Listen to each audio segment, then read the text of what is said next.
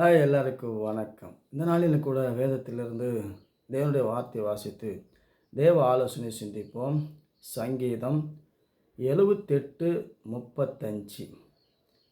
தேவன் தங்கள் கன்மலை என்றும் உன்னதமான தேவன் தங்கள் மீட்பர் என்றும் நினைவு கூர்ந்தார்கள்.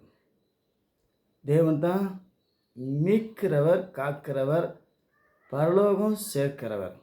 ஜனங்கள் அதை மறந்தாங்க. மறுபடியும் பார்வோன் அடிமைத்தனத்திலிருந்து யார் நம்மை மீட்க முடியும்?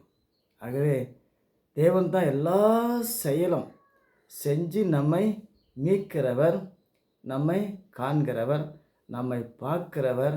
எல்லா சாபத்திலிருந்தும், பாவத்திலிருந்தும், கோபத்திலிருந்தும், நரகத்திலிருந்தும், அந்தகார சக்தியிலிருந்தும், தீமையிலிருந்தும், நஷ்டத்திலிருந்தும், கஷ்டத்திலிருந்தும் தேவன் என்ன செய்யணும்? நம்மளை மீட்கணும். ஆகவே சங்கீதம் 111:9 இப்படி சொல்லுகிறது. அவர் தமது ஜனத்துக்கு மீட்பை அனுப்பி தமது உடன்படிக்கையை நித்திய உடன்படிக்கையாக கட்டளையிட்டார். அவருடைய நாமம் பரிசுத்தமுள்ளது, பயங்கரமானது. தேவனுடைய நாமம் போய் என் பேரில் சொல்லு, உன்னை அனுப்பி விடுவான் என்று சில பரிசுத்தவான்கள், அதே போல் சில பலவான்கள், சில ஐஸ்வர்யமுள்ளவர்கள், சில அதிகாரமுள்ளவர்கள் என்னுடைய பெயரை சொல், உன்னை அனுப்பி விடுவான், உன்னை மீட்டு கொள்ளுவான் என்றெல்லாம் சொல்லுவார்கள். அதே போல தான் இயேசு கிறிஸ்து நாமம் பயங்கரமும் அதிசயமானது. இன்றைக்கி தேவன் நம்மளை பல காரியத்திலிருந்து மீட்கணும். வீட்டில் ஆசீர்வாதமாக நம்ம சேர்த்து வைக்கணும். எல்லா காரியத்தையும், பொன்னையும் பொருளையும் மண்ணையும் எல்லா ஆசீர்வாதத்தையும் தேவன் நமக்கு மீட்டு தரத்தான் அவர் என் மீட்பராய் இருக்கிறார். தேவனுடைய வாக்கு தத்தம். ஆகவே தான் யோபு சொல்லும்போது, யோபு 19:25 என் மீட்பர் உயிரோடு இருக்கிறார் என்றும் அவர் கடைசி நாளில் பூமி மேல் நிற்பார் என்றும் நான் அறிந்திருக்கிறேன். அவனுடைய வாழ்க்கை பெரும் போராட்டத்தில் சிக்கி கொண்டது. அதிலிருந்து, நோயிலிருந்தும் பேயிலிருந்தும் யார் நம்மளை மீட்க முடியும்? அவன் செத்துக்கிட்டு இருக்கிறான், வியாதியில் மடிந்து கொண்டிருக்கிறான். ஆகவே அவன் சொல்கிறான், என் மீட்பர் உயிரோடு இருக்கிறார், என்னை மீட்குவார், என்னை நேர்த்தியாய் சேர்த்தியாய் சமூகத்திலே சேர்ப்பார்.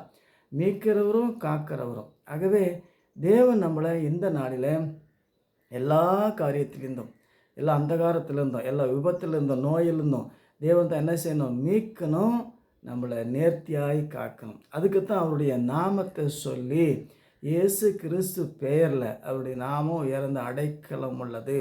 ஆகவே அவருடைய நாமத்தில் நமக்கு மீட்புண்டு, பாதுகாப்பு உண்டு. ஆகவே இந்த வாக்கு தத்தத்தை வாசித்து, யோசித்து, விசுவாசித்து, மீட்பரே, என்னை காப்பவரே, என்னை கரை சேர்க்கிறவரே, இன்றைக்கி யாருக்கெல்லாம் மீட்பு வேணுமோ அவங்களுக்கு எல்லாம் தேவன் மீட்பராக இருக்கிறார். தேவன் தான் நல்ல மேய்ப்பர், நல்ல மீட்பர். ஆகவே நம்மளை பாதுகாக்கிற தேவாதி தேவன். அதிசயமாய் அற்புதமாக ஏசாயா தீர்க்கதரிசி புஸ்தகம்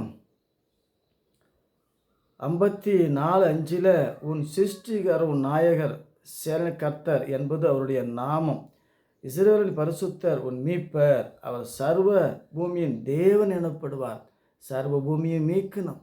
தேவன் தான் அதிசயமாய் அற்புதமாக எல்லா காரியத்திலிருந்தும், தரித்திரத்திலிருந்து தேவன் தான் என்ன செய்யணும்? கடன் பிரச்சனையில் எத்தனை பேர் சிக்கி தவித்து சடிதியாய் குடும்பத்தோடு மரித்து போகிறார்கள். ஆகவே தேவன் தான் எல்லா மீட்பையும் அனுப்பி நமக்கு நேர்த்தியாக செம்மையாக நடத்துவார். ஆகவே வானத்திலும் பூமியிலும் அதிகாரமுள்ள கர்த்தராகிய இயேசு கிறிஸ்துவே, உம்முடைய பிள்ளைகளுக்கு நீர் மீட்பராய் இருப்பதற்காய் நன்றியோடு மைத்திருக்கிற யாருக்கெல்லாம் தேவன் தாமே உம்முடைய நாமத்தை சொல்லி, உம்முடைய நாமத்தில் கேட்குற உம்முடைய பிள்ளைகளுக்கு நீர் தாமே மீட்பராய் இருந்து, பாதுகாப்பாக இருந்து, நேர்த்தியாக செம்மையாய் வழி நடத்துகிற உமது நாமத்துக்காய் நன்றியோடமை துதிக்கிறோம். ஆசீர்வாத பலப்பத்தை காத்துக்கொள்ளும். இயேசு கிறிஸ்து நாமத்தில் ஜெபிக்கிறோம் பிதாவே, ஆமென்.